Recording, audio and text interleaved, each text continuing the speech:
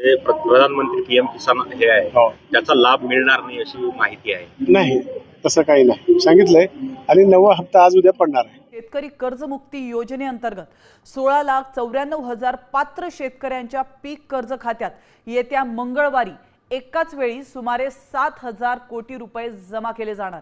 आधार प्रमाणीकरण पूर्ण केलेल्या शेतकऱ्यांच्या खात्यात डीबीटीद्वारे ही रक्कम जमा केली जाणार असल्याची माहिती आहे. सर ज्या शेतकऱ्यांना सुरू झाली समजा की सर ज्या शेतकऱ्यांना कर्जमाफीचा लाभ मिळत आहे हो. त्यांना जे प्रधानमंत्री पीएम किसान हे आहे हो. त्याचा लाभ मिळणार नाही अशी माहिती आहे. नाही, तसं काही नाही सांगितलंय.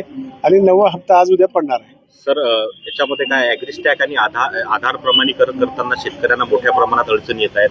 मला शेतकरी बांधवाला एक विनंती करायची आहे की सगळ्याच शेतकऱ्याला 56 लाख शेतकऱ्याला याचा लाभ भेटला. सगळेच लोक जाऊन तिथं महाई सेवा केंद्रावर गेल्यामुळे थोडंसं प्रॉब्लेम लागला. काही लोकांचे राहिलं असलं तर अजून आपण 10 दिवसाला दुसरी यादी टाकू.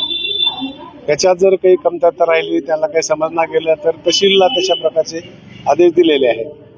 आणि जिल्हा अधिकारी महोदय यांच्या नेतृत्वाखाली एक जिल्ह्याची कमिटी नेमलेली आहे. त्याच्या जर काही अडचणी आल्या तर ही 2 समिती आमची तुम्हाला मदत करते. पीक कर्ज वाटप सुरू आहे का? लगेच. पूरग्रस्त भागात जे आहे यंदा जे पूर आलेला आहे तर त्या भागात काही सवलती वगैरे देणार का शेतकऱ्यांना? तो निर्णय व्हायचा राहिला. आता ही जी पीक कर्ज आहे, आतापर्यंत कर्जमाफी झाल्यावर कर्ज वाटप पुन्हा नव्यानं होत नव्हतं.